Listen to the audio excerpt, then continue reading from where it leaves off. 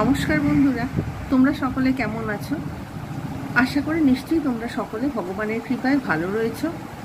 আমিও ভালো আছি। আজকের আমি তৈরি করব নিরামিষ কলমি শাকের রেসিপি, কলমি শাক ভাজা। সুতরাং কিভাবে বানাবো সেইটা অবশ্যই আমার সঙ্গে না সাথে থাকলে বুঝতে পারবে না। তাহলে আমি এগুলোকে আগে প্রথমে পরিষ্কার করে কেটে নেব। এখানে যেসব ময়লা রয়েছে, নোংরা রয়েছে, সেগুলো সব পরিষ্কার করে তারপরে তোমাদের দেখাবো পরবর্তী স্টেপ। সমস্ত কলমি শাকটাকে আমি ছোট্ট ছোট্ট করে কেটে নিয়েছি পরিষ্কার করে। এগুলোকে এবারে জলে ভালো করে ধুয়ে নেব।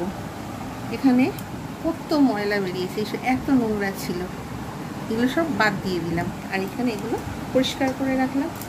এরপরে স্টেপটা এবার আমি ধুয়ে তারপরে দেখাবো।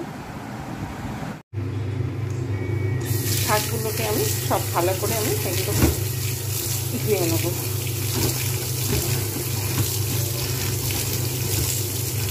ভালো করে ধুয়ে নিয়ে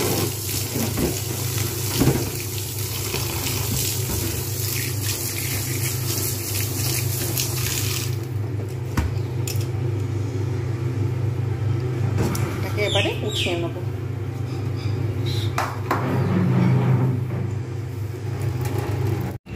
নিরামিষ কলমি শাক ভাজা রেসিপি আমি আজকে বানাচ্ছি। তার জন্য আমি কলমি শাকগুলো পরিষ্কার করে এগুলো সব ধুয়ে নিয়েছি। এতে আর কোনো নোংরা নেই। এখানে রয়েছে চিনি, এখানে রয়েছে হলুদ আর লবণ, এখানে নিয়েছি পোস্ত। একটু পোস্ত শাকে দেবো আর একটু গার্নিশিংয়ে দেবো। কাঁচা লঙ্কাটা রয়েছে গার্নিশিংয়ের জন্য। আর এখানে ফোড়নের জন্য রয়েছে শুকনো লঙ্কা আর কালো জিরে। কড়াটা ধুয়ে উনুনে বসিয়ে দিয়েছি। যতক্ষণ পর্যন্ত না শুকোচ্ছে ততক্ষণ পর্যন্ত তেল দিতে পারবো না। কড়াতে দিয়ে দিয়েছি ফরচুন সয়াবিন অয়েল। এটা যেহেতু তেলটা গরম হয়ে গেছে তাই আমি এর মধ্যে লঙ্কা এবং কালো জিরে দিয়ে দিয়েছি। এটা লো ফ্লেমে রেখে দিয়েছি। একটু ভাজা ভাজা হবে তখন আমি এর মধ্যে কলমি শাকগুলো দিয়ে দেবো। যেহেতু এটা নিরামিষ কলমি শাক। হয়ে গেছে ভাজা ভাজা ফোড়ন। এর মধ্যে এবারে আমি পুরো কলমি শাকটা দিয়ে দেবো।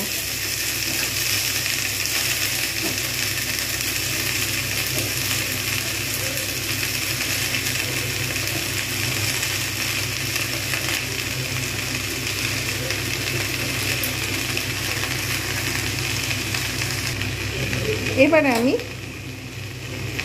এর মধ্যে দিয়ে দেবো লবণ আর হলুদ যেটা রেখেছিলাম। একটুখানি জাস্ট নাড়িয়ে নেব। নাড়িয়ে নিয়ে আমি কিন্তু এটাকে ঢাকনা দিয়ে দেবো। এর মধ্যে জল আছে কলমি শাকের মধ্যে, তাই আমি কলমি শাকটা অটোমেটিক্যালি এটা ঢাকনা দিলে লবণ আর হলুদ যেহেতু দেওয়া রয়েছে জল ছাড়তেও শুরু করবে, সাথে সাথে নরমও হতে থাকবে। তাই আমি এটাকে ঢাকনা দিয়ে দেবো। আবার 1-2 মিনিট পর আমি ফিরে আসছি। আঁচ কিন্তু একদম লো ফ্লেমে থাকবে। 1 মিনিট পর কিন্তু আমি ফিরে এসেছি। এর মধ্যে কিন্তু দেখা যাচ্ছে চেঞ্জ এসেছে, নরম হয়ে গেছে শাক। লবণ হলুদ দেওয়া ছিল এবং পরিমাণেও কমে গেছে।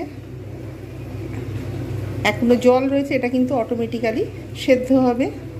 ভালো করে নাড়াতে হবে, না হলে কিন্তু তলায় বসে যাওয়ার সম্ভাবনা থাকবে।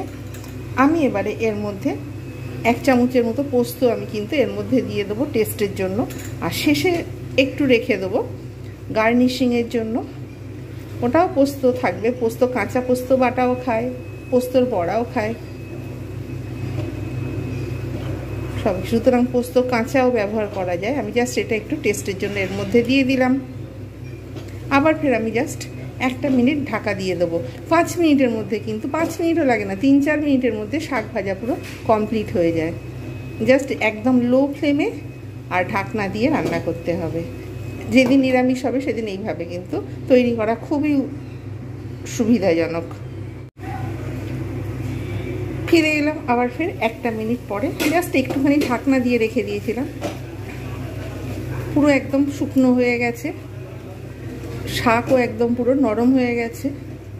আর কিচ্ছু করার দরকার নেই, জাস্ট আমি এর মধ্যে যে চিনিটা রেখে দিয়েছিলাম টেস্টের জন্য, চিনিটা শুধু দিয়ে দেবো। লবণ সব ঠিক আছে, ব্যাস। আর কিছু করার দরকার নেই, জাস্ট আমি গ্যাসের ফ্লেমটা বন্ধ করব আর সার্ভ করে দেখাচ্ছি। হয়ে গেল কলমি শাক ভাজা, নিরামিষ কলমি শাক ভাজা। খুব ইজি পদ্ধতি, আমার আগেও রয়েছে রেসিপির মধ্যে, তখন হয়তো পেঁয়াজ দিয়ে রসুন দিয়ে এইরকমভাবে দেওয়া ছিল, সেগুলো আমিষ ছিল। কিন্তু এটা যেহেতু নিরামিষ, আমি ওই জন্য আরেকবার দেখালাম বিভিন্নভাবে। তারপরে যা রান্না হয় আমি কিন্তু একটা রেসিপি আমি আমার বন্ধুদের সকলকে দেখাতে আমি ভালোবাসি। এটা কুকিং ব্লগ, সেই হেতু আমি কুকিং ব্লগের মধ্যে আমি রান্না তো দেখাই, প্লাস আমার আশেপাশের পরিস্থিতি যদি মনে হয় কখনো দেখাই, কিংবা হয়তো কোথাও গেলাম সেটাও দেখাই। ব্যাস হয়ে গেছে, একদম পুরো শুকনো, কড়া পুরো দেখে বোঝা যাচ্ছে। তাই এবারে আমি এটাকে সার্ভ করব। গ্যাসের ফ্লেমটা বন্ধ করে দিই। তৈরি হয়ে গেল নিরামিষ কলমি শাক ভাজা, পোস্ত দিয়ে এবং কাঁচা লঙ্কা দিয়ে আমি গার্নিশ করেছি। কেমন লেগেছে প্রত্যেকে নিশ্চয়ই সকলে দেখেছেন, আপনারা ছোটরা অবশ্যই দেখেছ। আর কেমন লেগেছে অবশ্যই লাইক, কমেন্ট এবং শেয়ার করতে ভুলবেন না। আর অবশ্যই কিছু যদি মনে হয় যে কিছু জানানোর রয়েছে অবশ্যই জানিয়ে দেবেন। আর ভালো লাগলে অবশ্যই লাইক, কমেন্ট, শেয়ার এবং সাবস্ক্রাইব করতে ভুলবেন না। নেক্সট টাইমে আরও একটা আপনাদের সামনে নতুন রান্নার ভিডিও নিয়ে উপস্থিত হব। প্রত্যেকে আমার সঙ্গে থেকেছেন, তাই প্রত্যেককে এই ভিডিওটা দেখার জন্য সকলকে অসংখ্য ধন্যবাদ।